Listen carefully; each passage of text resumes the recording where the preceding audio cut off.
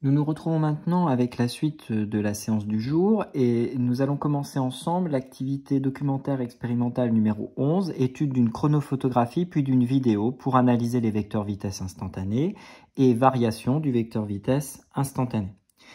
Vous avez un fascicule qui compte 6 pages et qui vous est utile et vous deviez préparer les quelques premières questions de la partie grande 2, petit 1.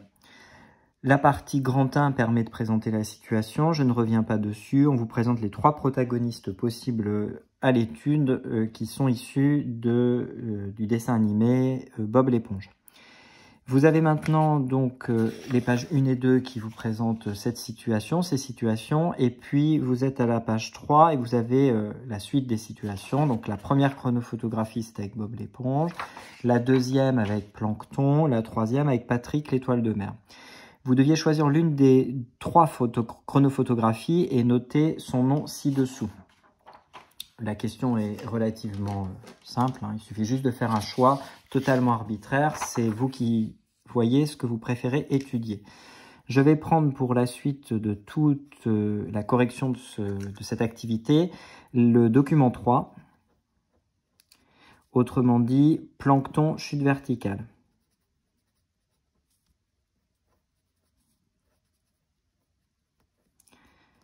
Je dois ensuite traiter la question 2. Mettre une croix sur la position de chaque corps, objet, solide, point, nommer par la lettre P chacune de ces positions, puis numéroter chacune d'entre elles. Je commence par positionner une croix sur la première position de Plancton.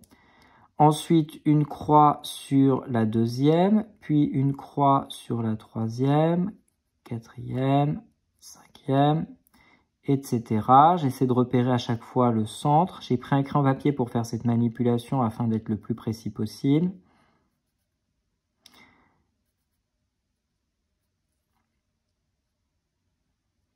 Il y a nécessairement des incertitudes de positionnement de cette croix puisque c'est jamais parfaitement au milieu du disque que se trouve cette croix. Voilà pour toutes ces positions. La première position s'appelle P0, la deuxième P1, la troisième P2, je continue à numéroter à gauche, P3, P4, P5,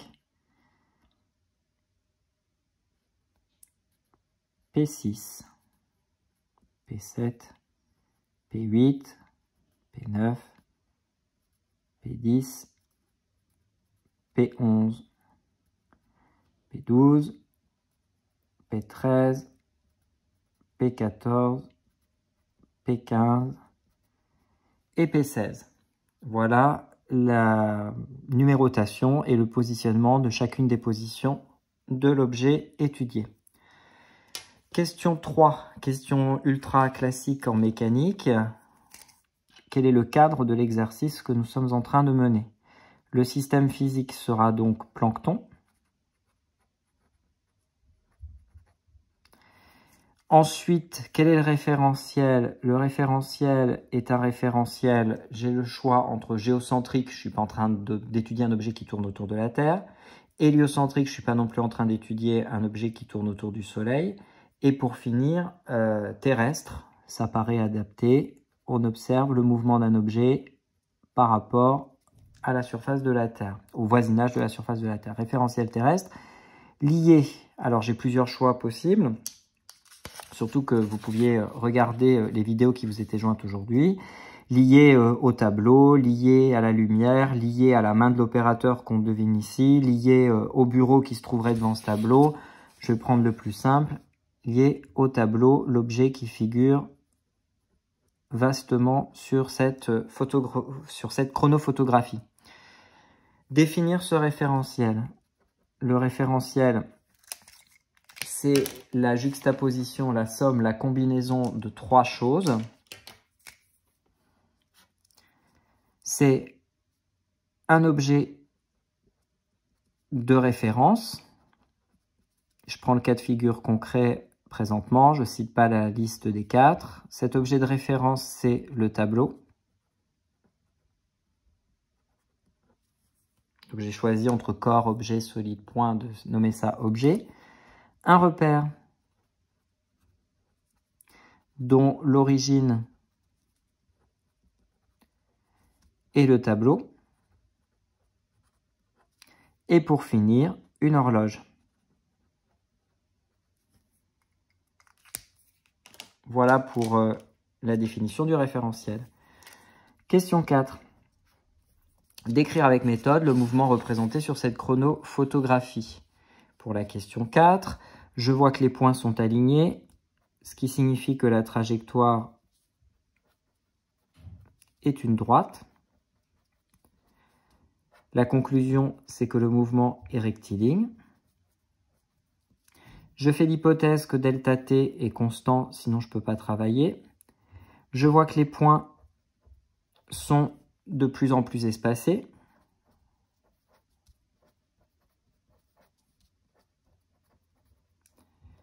Cette fois-ci, la conclusion, c'est que le mouvement est accéléré.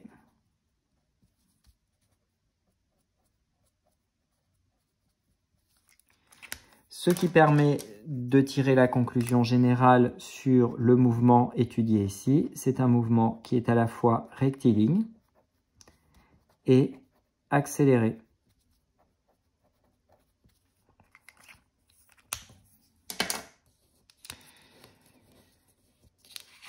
La question suivante.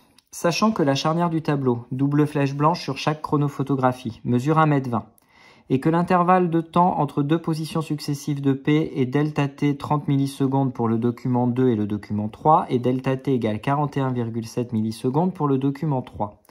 Tracez les vecteurs déplacement instantané sur le document associé aux points P2 et P6. Donnez ci-dessous toutes les caractéristiques des vecteurs P1, P3 réels, puis celles de P5, P7 réels.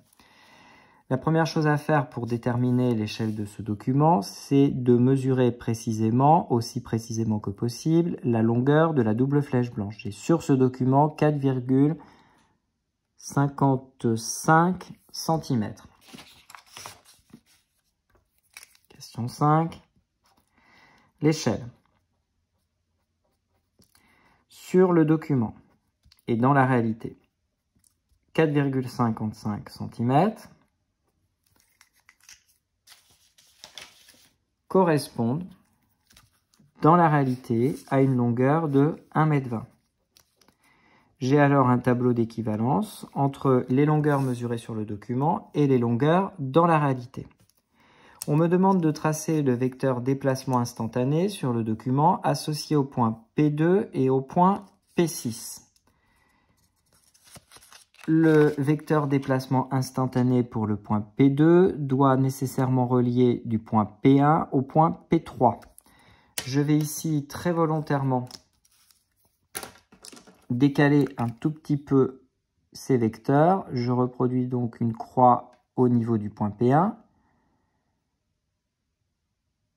Pardon, cette croix est faite au niveau du point P2. J'ai une croix au niveau du point P1, une croix au niveau du point P3 et je dois donc relier ces trois points en n'oubliant pas de tracer, bien sûr, la notation vectorielle. Ce vecteur, c'est le vecteur instantané qui va de P1 à P3, mais attention, celui qu'on a tracé sur le document. Je fais le même travail pour aller de P5 à P7. P5 ici, P5 est ici. P7 est ici. Je vais là encore reproduire les points à l'identique décalé pour éviter d'embrouiller la figure. Cette fois-ci, je peux tracer directement le vecteur sur ces points que je viens d'ajouter. Et cette fois, j'ai tracé le vecteur P5, P7 sur le document. J'insiste sur le fait qu'un vecteur, c'est un point d'application marqué par une croix bien nette, une direction qui est ici verticale, un sens vers le bas et un point d'arrivée qui, lui, n'a pas besoin d'être marqué par une croix. Vous avez ensuite une notation qui est une notation normalisée dans votre cours. Et vous avez enfin une norme qui est associée à ce vecteur.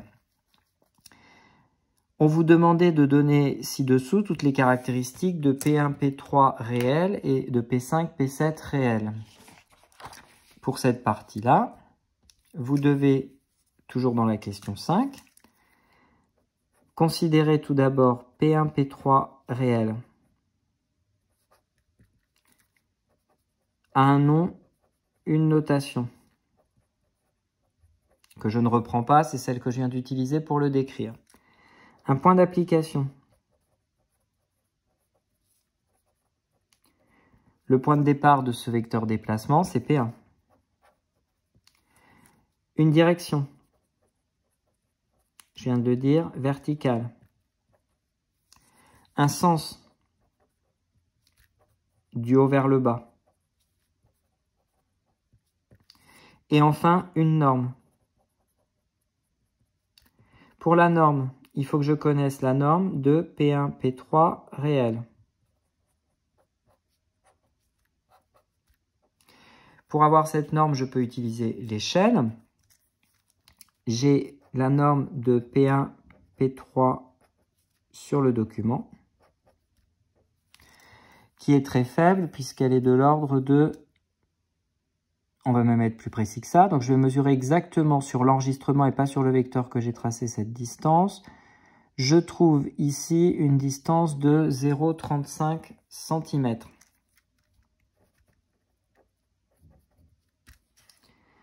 Un petit produit en croix va me permettre de trouver. Je pose tout de suite le travail pour la suite. Ça sera P5, P7 sur le document. Pour P5, P7,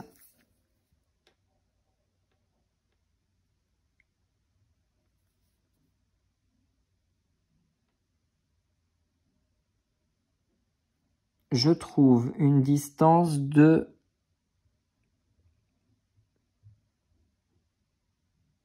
0,60 cm.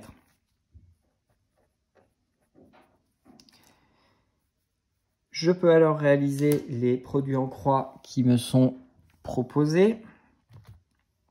0,35 fois 1,2 divisé par 4,55, cela donne 0,092 mètres en respectant les chiffres significatifs. Et pour le suivant, 0,60 fois 1,2 divisé par 4,55, cela donne 0,16 mètres à nouveau en respectant les chiffres significatifs. La norme de P1, P3 réel est donc égale à 0,092 mètres, c'est ce qu'on vient d'établir. Pour ce qui est du deuxième vecteur que je vais faire en parallèle avec celui que je viens d'étudier, P5, P7 réel est un vecteur déplacement instantané. Il a aussi un nom et une notation. Il a un point d'application qui cette fois-ci est P5. Il a une direction qui est la direction verticale. Il a un sens qui est lui aussi vers le bas. Il a une norme qui aura une notation différente, P5, P7, et qui est égale à, on vient de le calculer, 0,16 mètres. Voilà pour ces deux vecteurs déplacement instantané. J'ai une valeur de la norme qui va sans doute m'être utile pour la suite, associée à ces deux vecteurs déplacement instantané. Cela va mettre un terme à la partie corrigée pour aujourd'hui. Je vous souhaite une très bonne fin de journée et je vous dis à bientôt. Au revoir.